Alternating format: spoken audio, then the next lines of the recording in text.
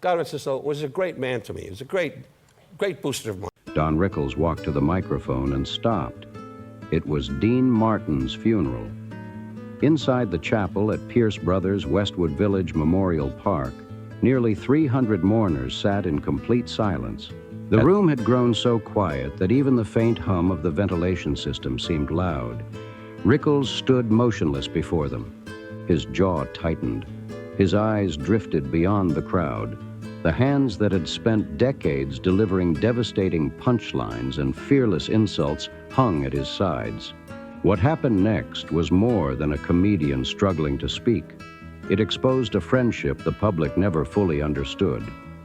Behind Dean Martin's effortless charm, relaxed smile, and polished image was a side of him that very few people ever saw. And you got to sit with him and drink the vodka, you know, which I didn't mind, but on the third barrel. When Rickles finally spoke, some mourners later said they suddenly understood something about Dean Martin they had somehow missed for years. The date was December 28, 1995. 3 days earlier, on Christmas morning, Dean Martin had died at his Beverly Hills home at age 78. The official cause was acute respiratory failure after years of battling lung cancer and emphysema. There were no stage lights, no applause, no final performance. He passed away quietly in a house that had become increasingly lonely long before the end. Many of Hollywood's biggest names came to say goodbye. Barbara Sinatra attended on behalf of Frank Sinatra, who was too overcome with grief to be present. Jerry Lewis flew in from Denver. Angie Dickinson arrived. Shirley MacLaine came. Bob Newhart sat quietly among the mourners, and Don Rickles was there. I want you to hit me. I'll press charges. What do you think of that? I want you to lay a hand on me, dummy. You'll have a... The guest list carried a deeper meaning. The rat pack that had once ruled American entertainment was disappearing. Peter Lawford had died in 1984. Sammy Davis Jr. passed away in 1990. Now Dean Martin was gone as well. Those gathered inside the chapel understood they were witnessing more than a funeral. They were watching the end of an era. Rickles sat in the third row clutching the funeral program. At 69 years old, he had spent nearly 4 decades making audiences laugh. He insulted presidents, celebrities, and fellow comedians without fear. On The Tonight Show, he turned even Johnny Carson into part of the joke. He teased Frank Sinatra to his face and somehow got away with it. Years earlier, in a Miami Beach nightclub, Rickles greeted Sinatra with a line that became legendary. "Make yourself at home, Frank. Hit somebody." Sinatra laughed so hard he nearly fell off his stool. For Don Rickles, words had always been his greatest weapon. Decades of performing had sharpened his timing into one of the most recognizable styles in comedy. Yeah, Dean was great. You know, it's a mystery. Everybody thought he was boozed up. That's not true, really. Yet at Dean Martin's funeral, those words failed him. Barbara Rickles would later remember finding her husband sitting at the kitchen table 2 nights before the service. It was after 2 in the morning. A legal pad rested in front of him, mostly blank. She asked what he was doing. "I'm trying to figure out what to say," he replied. When she asked what was wrong, he sat quietly for a moment before answering. "Everything I've got is wrong." She understood immediately and said nothing more. For a man like Don Rickles, that was remarkable. Preparation had never been his strength. He relied on instinct, quick thinking, and fearless improvisation. He could create material faster than most comedians could write it. Yet now he sat staring at an empty page he could not fill. This was not stage fright. It was grief. And to understand why Dean Martin affected him so deeply, you have to go back to the beginning of their friendship. Most people know the familiar story of how Don Rickles became famous. It usually begins with Frank Sinatra. In 1957, Don Rickles was performing at a Miami Beach nightclub, still trying to establish himself in an industry that wasn't quite sure what to make of him. His comedy was sharper and more aggressive than what most audiences were used to. Then Frank Sinatra walked in. Most entertainers would have immediately toned down their act. Rickles did the exact opposite. Looking directly at Sinatra, he delivered the joke that would become Hollywood legend. Sinatra loved it. He laughed so hard that he nearly fell off his stool and soon began bringing friends, celebrities, and industry insiders to watch Rickles perform. His endorsement opened doors that had previously been closed. For years, that story became Rickles' favorite talk show anecdote. But it leaves out the most important chapter. Frank Sinatra may have opened the door, but Dean Martin helped build everything that came afterward. You're going good lines, really. Leave that out. Beginning in the mid-1960s, Rickles became a frequent guest on the Dean Martin Show. Throughout the program's highly successful run, Dean continued inviting him back again and again, and he wasn't doing it because it was safe. He did it because he understood Rickles better than most people did. At the time, insult comedy on network television was risky. Audiences had to trust the comedian, and the person receiving the jokes had to genuinely enjoy the experience. Without that balance, the humor could quickly feel mean-spirited. Dean Martin possessed that rare quality naturally. His public image was built around confidence and calm. With a drink in his hand and a relaxed smile on his face, he seemed impossible to rattle.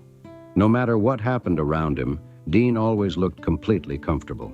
That made him the perfect partner for Rickles. He put that on, but he was a charming, lovable guy. He really was. To be in his company was so great, and I never knew what the hell he was saying. Whenever Rickles unleashed a barrage of jokes at Dean on national television, Dean laughed harder than anyone. It wasn't polite television laughter. It was real. The kind of laughter that made him lean back in his chair and completely lose control for a few seconds while the cameras kept rolling. Those reactions changed everything. They showed audiences that the insults came from affection, not hostility. They demonstrated how secure Dean Martin truly was. And they revealed something many viewers misunderstood about Rickles' comedy. Behind the insults was trust. Behind the mockery was friendship. Frank Sinatra understood influence and power. Dean Martin understood comfort and generosity. And that generosity gave Don Rickles the freedom to become the comedian audiences would eventually love. Keep one question in mind because it explains everything that followed. Why did Dean Martin continue giving Rickles that platform year after year? Why was he willing to become one of Rickles' favorite targets on national television without ever asking for recognition? The answer says as much about Dean Martin as it does about Don Rickles. But he was great. He was. By 1973, the celebrity roast specials had become one of NBC's biggest attractions. Over the next decade, the roasts evolved into a television phenomenon. Rickles became the star attraction. But Dean Martin remained the man sitting at the head of the table. That detail mattered more than most people realized. Dean created the environment that allowed Rickles to perform at his absolute best in front of millions of viewers. He built the stage, set the tone, and made everyone feel comfortable enough to laugh. And he never demanded credit for it. That was the real debt Rickles carried for all those years. Not money, not influence, but gratitude for a friend who quietly helped make his career possible. The debt between them was simple. For years, Dean Martin gave Don Rickles a stage where he could become fully himself. He provided opportunities, support, and trust, never asking for recognition in return. Yeah, I'm talking about the tender Don Rickles, warm and gentle, a loving human being. Keep another question in mind. What was Dean Martin hiding beneath that famous cool exterior? Because there was always something underneath. The drink in his hand, the easy smile, the image of a man who never seemed bothered by anything. It all concealed something deeper. Not because Dean was being dishonest, but because emotional distance had become second nature to him. The answer to that mystery comes later. Away from television cameras, their friendship was much simpler than audiences realized. People who knew both men often said the same thing. They genuinely enjoyed each other's company. Making one another laugh came naturally. One moment from 1969 captures that perfectly. During a Western comedy sketch on the Dean Martin Show, Rickles played a bartender while Dean entered the saloon and casually ordered a glass of milk. Dean Martin ordering milk was already funny. Rickles immediately fired back. He should get an Academy Award for reading that line. The audience erupted. But there's an important detail hidden in that exchange. For a brief moment before the laughter hit, Dean looked genuinely surprised. The polished television persona disappeared, replaced by a spontaneous reaction that couldn't be rehearsed. Then the performer returned. Rickles noticed those moments. Their chemistry wasn't simply good television. It wasn't the relationship of a host and guest following a script. It was two friends who honestly found each other funny. That friendship became the foundation of everything that followed. Not ratings, not contracts, not business, friendship. But while audiences were laughing, another story was unfolding behind the scenes. On March 21st, 1987, Dean Martin's son, Dean Paul Martin, was killed when his F-4 Phantom jet crashed into Mount San Gorgonio during a California Air National Guard training mission. He was only 35 years old.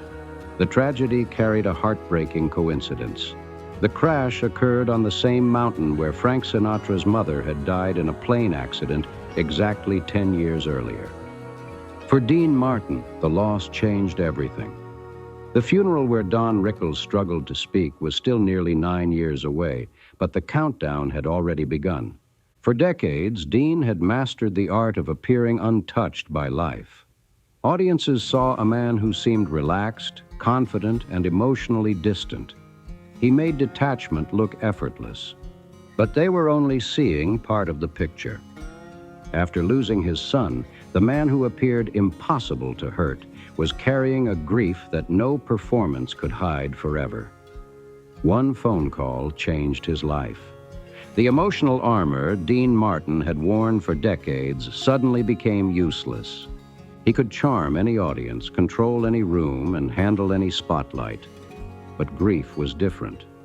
There was no script for it, no audience to entertain, no performance that could make it disappear. And Dean Martin never knew how to mourn in public, so he chose not to. In 1988, he withdrew from the Together Again tour with Frank Sinatra and Sammy Davis Jr. after only a few performances. Then he went home, and for the most part, he stayed there. Life became smaller for Dean Martin. Most evenings followed the same routine.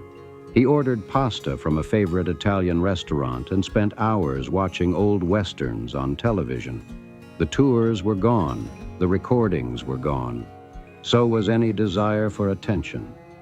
Then came another blow. In 1993, Dean was diagnosed with lung cancer.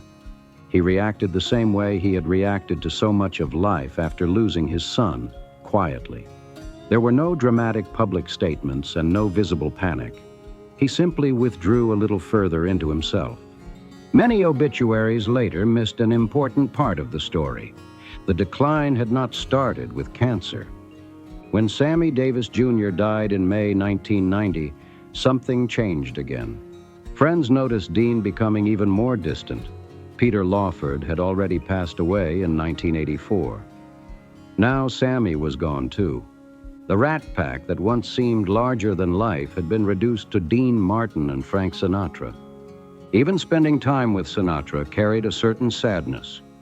Every room they entered together served as a reminder of who was no longer there. The memories remained, the laughter remained, but the empty spaces had become impossible to ignore. There is something important to notice during this period. Don Rickles never disappeared, not publicly, not for attention. He simply stayed present, and he called, he visited. He spent evenings with Dean in Beverly Hills while much of the world moved on. That matters more than it might seem. Rickles had built a career around conversation, energy, and laughter. He was a man who filled every room with noise. Yet Dean had reached a point where he no longer wanted entertainment. And still Rickles kept showing up. While others called less frequently and gradually drifted away, Rickles remained. That brings us back to the question at the heart of this story. During those quiet visits, what did Don Rickles actually say to Dean Martin? Not the comedian, not the insult comic, the real Don Rickles, if there was a difference between the two. Keep that question in mind because it matters before this story ends. Over those final years, Rickles watched his friend slowly fade from the world. Not suddenly. Gradually, like daylight leaving a room so slowly that you don't notice the darkness until it has already arrived. He watched the famous ease that audiences admired begin to reveal its fragility. People had always assumed Dean's relaxed confidence was permanent, but much of it had existed within a certain world: the work, the audiences, the performances, and the routine of being Dean Martin. As those things disappeared, something inside him seemed to disappear as well. What remained was simply a man living quietly in a Beverly Hills home. Pasta for dinner, westerns on television, no expectations, no desire to chase anything new. There was something peaceful about it, but also deeply heartbreaking. Year after year, Dean Martin seemed to need less and less from the world around him. Then on Christmas morning in 1995, the long retreat finally came to an end. Dean Martin died at home in Beverly Hills. Dean Martin died on December 25th, 1995. The man who had once filled Las Vegas showrooms, dominated television ratings, and entertained millions around the world left quietly, far removed from the spotlight that had defined so much of his life. He passed away on the quietest morning of the year. And for nearly 8 years leading up to that moment, his world had been steadily shrinking. That reality made the 3 days between Christmas and his funeral especially heavy for those who knew him best. The news spread quickly through Los Angeles and across the private circles of old friends who had shared decades together. Frank Sinatra received the call and, according to many who knew him, disappeared into grief. He wasn't absent, but he became difficult to reach. Jerry Lewis was performing in Denver when he heard the news. He immediately made arrangements to return. Barbara Sinatra helped coordinate funeral arrangements. Las Vegas began preparing tributes to one of its greatest stars, and Don Rickles received the call on Christmas morning while spending time with his family. After hanging up the phone, he faced a problem he couldn't solve. For the next 3 days, Rickles searched for the right words. He sat with a legal pad. He wrote, crossed things out, started over. Nothing felt right. Every version seemed wrong. At one point, he even reached out to Bob Newhart, one of the few friends whose steady perspective he trusted when life offered no easy answers. Newhart listened. He offered support, but there was no solution. Rickles eventually put the legal pad aside once again, because what he was struggling with wasn't simply grief. It was finding the right language. The version of Don Rickles that America knew, the fearless insult comic, could not stand at Dean Martin's funeral and do what audiences expected him to do. That would have betrayed the friendship they had spent decades building. But overly sentimental words felt wrong as well.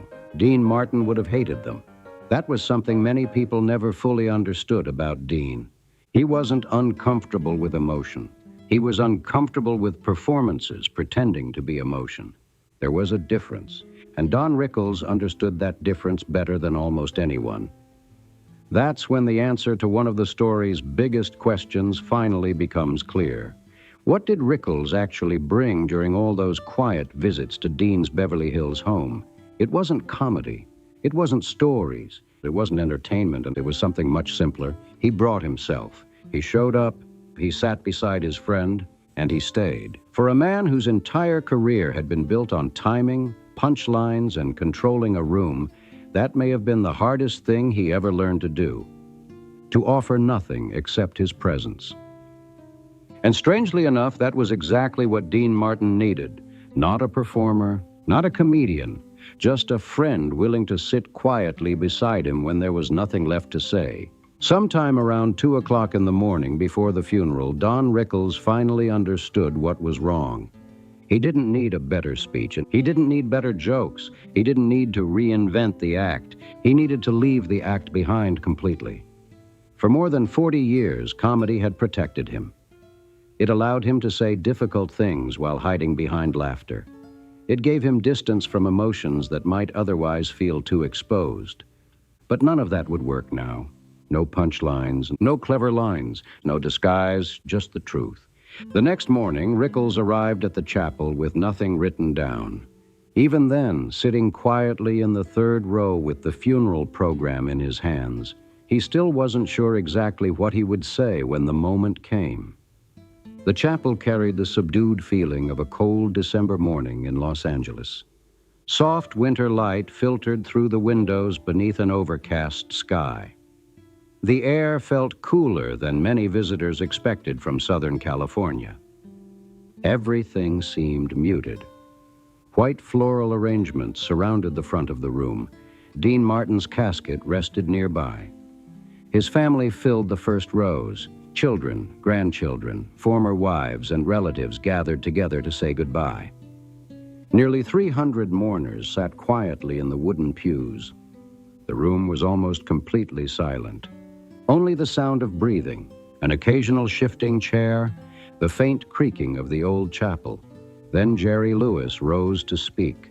He made no effort to hide his grief. There was no performance and no attempt to appear strong. He openly mourned the man who had once been his partner, competitor, and closest friend. Jerry Lewis cried. His voice cracked repeatedly as old memories and fresh heartbreak blended together. Nobody looked away. Nobody felt uncomfortable. It felt right. If anyone had earned the right to grieve openly for Dean Martin, it was Jerry Lewis. When he finished, Don Rickles stood.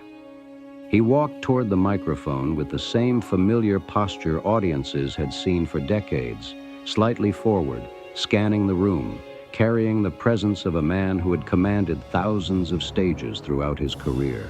He reached the microphone, adjusted it, then said nothing.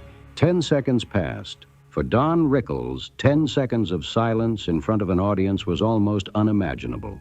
In a normal performance, he would have already delivered multiple jokes and taken complete control of the room. But this wasn't a performance. The silence didn't feel awkward. It felt suspended. 300 people waited as Rickles stood there facing a decision he could no longer avoid. For the first time, there were no punchlines to protect him, no character to hide behind, no escape route, only the truth. And as the room watched him struggle to begin, every question that had followed this story seemed to return at once. Why had Dean Martin spent so many years opening doors for Don Rickles? Why had he supported him without asking for recognition? And what had really existed beneath Dean's famous image of effortless cool? Standing there in that silence, Rickles was finally about to answer those questions. Not with a joke, but with something much more difficult. And what had Dean Martin been hiding beneath that famous cool exterior? The answer came not through analysis or explanation, but through what Don Rickles finally said at the microphone. When he began speaking, his voice was softer than most people in the room had ever heard. He said Dean Martin had given him everything. Not as a compliment, not as an exaggeration, as a fact. Everyone knew the story about Frank Sinatra opening the first door for him. Sinatra's support had launched opportunities that changed Rickles' career. But Dean Martin had done something different. Dean built the room behind that door and continued building it year after year. He gave Rickles a place where he could perform at full strength before millions of Americans. Rickles explained that every time he stepped onto a stage and delivered a risky joke, every time an audience laughed instead of pulling away, he was benefiting from an environment Dean had helped create. Then he admitted something even more personal. He had thanked Dean many times throughout the years, in interviews, on television, through stories and jokes. But those expressions of gratitude belonged to the performer. They were spoken while the comedy machine was still running. Standing at the funeral, Rickles realized there was something he had never said plainly. Dean Martin helped people because helping people was simply part of who he was, not because it was easy, not because he wanted credit, but but because generosity existed beneath the cool image that the world knew so well. Dean created opportunities, helped others succeed, and then acted as though he had done nothing special at all. When Rickles finished speaking, the chapel remained silent, and in that silence, one of the story's biggest questions finally found its answer. What had Dean Martin been hiding beneath the cool? Not cynicism, not detachment, not emptiness. The exact opposite. A deep generosity that he rarely put on display. The king of cool could never openly wear his heart on his sleeve, so instead he gave quietly. He made room for Rickles to thrive. He stood beside Sammy Davis Jr. when loyalty wasn't always easy. He helped keep the Rat Pack together through years of clashing personalities and enormous egos.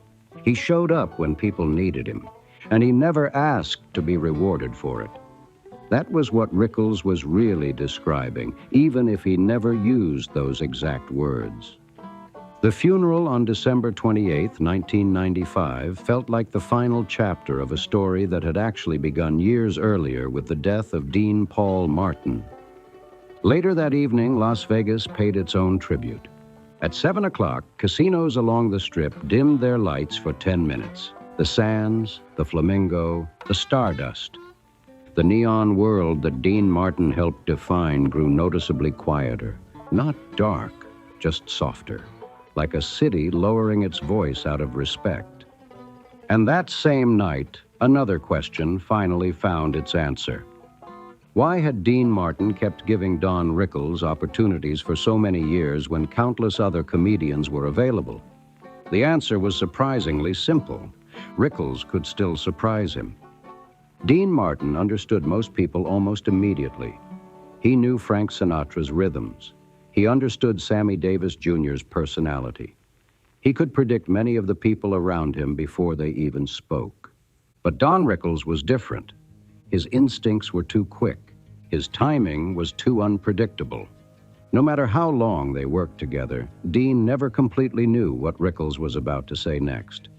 And for a man who spent most of his life surrounded by familiar personalities and predictable performances, that unpredictability never stopped being entertaining. For a man whose career depended on reading every room perfectly, being surprised was rare. And Dean Martin treasured it. You can see it in old footage. The drink lowers slightly. The cool expression cracks for a split second. Then the laughter arrives. Real, spontaneous, and impossible to fake. That may have been what Dean loved most about Don Rickles. One man brought calm. The other brought unpredictability. Together, they created something far greater than television success or celebrity fame. They built a friendship that survived long after the cameras stopped rolling and the applause faded away. What remained in the end was simple. Two men who understood each other. Don Rickles lived another 22 years, continuing to perform almost until the very end. The timing, the wit, and the fearless comedy never left him. But after Dean Martin's funeral, something seemed different. Not in the act itself, underneath it. It was as if he had finally spoken a truth he had spent decades hiding behind jokes. And perhaps that is why that moment at the funeral mattered so much. Because for one brief moment, a man who never ran out of words chose honesty over performance. If you go back and watch those old roasts and variety shows, pay close attention to the moments when Rickles catches Dean off guard. Watch Dean's face when the surprise hits and the laughter breaks through. You'll see exactly why their friendship lasted so long. And you may better understand why an entire chapel fell silent when Don Rickles finally found the words he had been searching for. If you enjoyed this story, let me know your thoughts in the comments below. I'd love to hear your memories of Dean Martin, Don Rickles, or the Rat Pack era.